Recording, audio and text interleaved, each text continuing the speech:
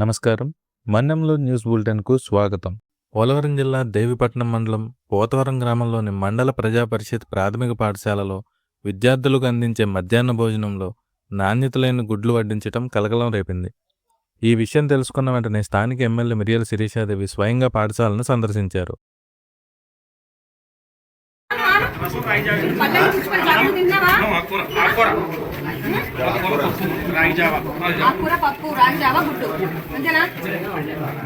పాఠశాలలోని stock రూమ్ను పరిశీలించిన MLA విద్యార్థులకు వడ్డిస్తున్న బియ్యం, కూరగాయలు మరియు గుడ్లను క్షుణ్ణంగా తనిఖీ చేశారు.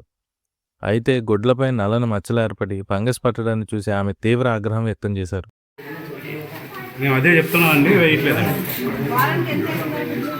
ఏంటండి 116 అంటే 116 లేకపోతే 110 వేస్తారండి. అవునండి, వంట ఉందండి. వారానికి ఒకసారి రావాల్సిన గుడ్ల స్టాక్ ఏకకాలంలో 3 వారాలకు కలిపి సరఫరా చేయడం వల్లే అవి నిల్వ ఉండి పాడైపోయాయని ఎమ్మెల్యే గుర్తించారు.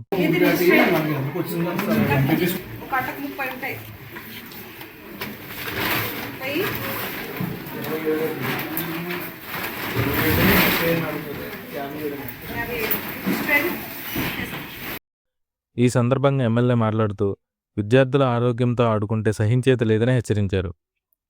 తక్షణమే గుడ్ల కాంట్రాక్టర్తో మాట్లాడి అవసరమైతే కాంట్రాక్టును రద్దు చేసి కొత్త వారిని నియమిస్తామని స్పష్టం చేశారు. విద్యాశాఖ మంత్రి నారా లోకేష్ గారు విద్యార్థులకు చదువుతో పాటు నాణ్యమైన ఆహారం అందించాలని పట్టుదలతో ఉన్నారని, ఆయన ఆదేశాల మేరకు ఆహార విషయంలో అలసత్వం వహించిన వారిపై కఠిన చర్యలు తీసుకుంటామని ఎమ్మెల్యే శిరీషాదేవి హెచ్చరించారు. సీతానగరం అనుకుంటుంది అంటే అతనికి చెప్తున్నాను వారం వారం చేయమనండి, కానీ 2 వారాలు కలిపి ఒకసారి వేస్తున్నారు.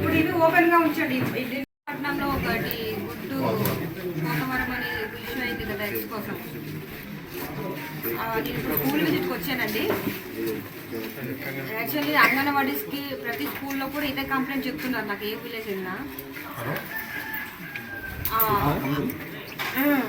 గుడ్స్ అది అయితే ఇది వారానికి ఒక కలర్ వేయాలి, కానీ ఒక వీక్ వచ్చి 2 వీక్స్ ఒకేసారి ఇచ్చేస్తున్నారు. ప్రతి వారం వచ్చి ఒక వారం గుడ్లు దించాలి, కానీ 2 వారాలు 3 వారాలు ఒకేసారి దించేసి వెళ్ళిపోతున్నారు. అస్తమని రాలేము అని చెప్పి ఆ కాంట్రాక్టర్ చాలా ఇదిగా ఉన్నాడు. ఇక్కడ లోకల్ స్కూల్ చైర్మన్ వాళ్ళని గట్టా మాట్లాడితే మా అధికారులకి చూసుకుంటాం ఇది అది అన్నట్టు కొంచెం ఎక్స్ట్రాగా మాట్లాడుతున్నాడంట. ఆయన ఎవరో పిలిపించి అవసరమైతే ఆ టెండర్ మార్చే ఏర్పాటు కూడా చేయాలి మనం. ఇప్పుడు ఎట్లాగో సమ్మర్ కూడా వస్తుంది, ఇంకా పాడైపోతాయి. ఇలా కంటిన్యూ అయిందనుకో పిల్లలు హెల్త్ పాడైతాయి మళ్ళీ.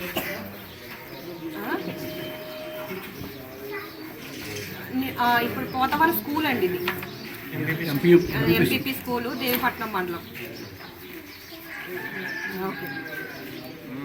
ప్రధానంగా మన రంపచోడవరం నియోజకవర్గ పరిధిలో ఉన్నటువంటి దేవీపట్నం మండలంలో పోతవరం గ్రామంలో ఉన్నటువంటి ఎంపీపీ స్కూల్లో గత లక్షవారం ఏదైతే స్కూల్లో పిల్లలు తింటున్నటువంటి గుడ్లు పాడైనాయన్న వార్తలు వచ్చినాయి. దాని నిమిత్తం ఈ రోజు నేను పాఠశాలను విజిట్ చేయడం జరిగింది. అయితే వాస్తవంగా గుడ్లు తీసుకునేటప్పుడు అవి బాగానే ఉన్నాయి, బట్ అవి వాడే కొలది కొంచెం పాడైనాయి. కానీ పాడైనవి వెంటనే తీసేసి పక్కన పెట్టేశాము.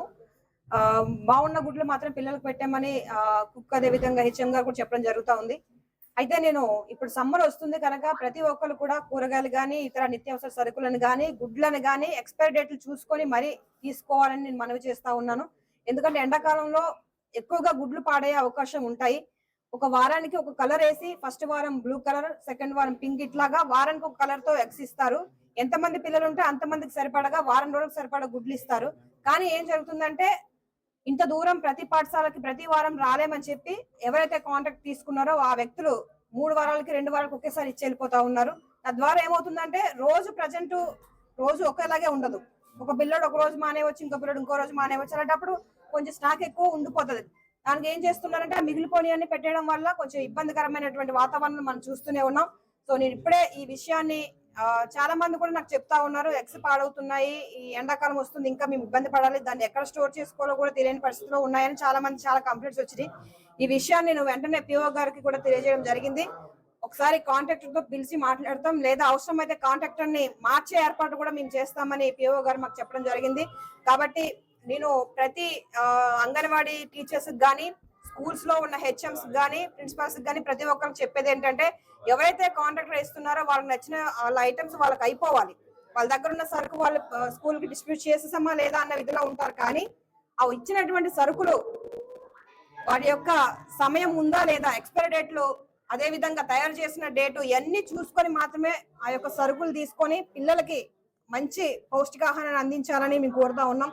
ఈ రోజు మీరు చూస్తే లోకేష్ గారు విద్యతో పాటు వారి యొక్క ఆరోగ్యం పైన కూడా మన ముఖ్యమంత్రి గారు లోకేష్ గారు ఎంతగానో కృషి చేస్తున్నటువంటి విషయాలని మీ అందరికీ తెలుసు. కానీ ఇలాంటి చిన్న చిన్న విషయాల వల్ల కొంచెం పిల్లల యొక్క ఆరోగ్యాలు పాడవే అవకాశాలు ఉన్నాయి.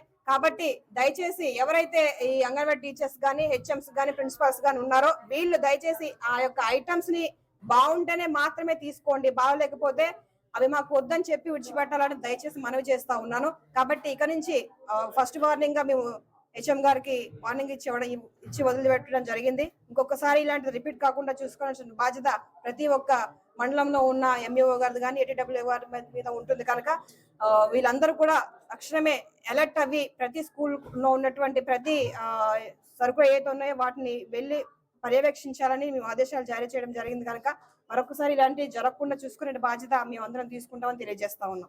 Thank you. ఖచ్చితంగా తనిఖీ చేస్తే చర్యలు తీసుకుంటామని దాదాపుగా ఇప్పుడు ఒకే వ్యక్తి ఒక పర్సనే ఆ టెండర్ తీసుకున్న వ్యక్తే ఆ అంగన్వాడీ స్కూల్లో కూడా అతనే వేస్తా ఉన్నాడు. కనుక అతన్ని మార్చే ఏర్పాటు కూడా మేము చేస్తాం. ఒకసారి పిలిచి మాట్లాడతాం. అతని పద్ధతి మార్చుకొని సరైన నాణ్యత కలిగినటువంటి ఫుడ్ అందిస్తే ఓకే, లేదా అతన్ని కూడా మార్చి వేరే టెండర్ కూడా ఇచ్చే ఏర్పాటు మేము చేస్తాం.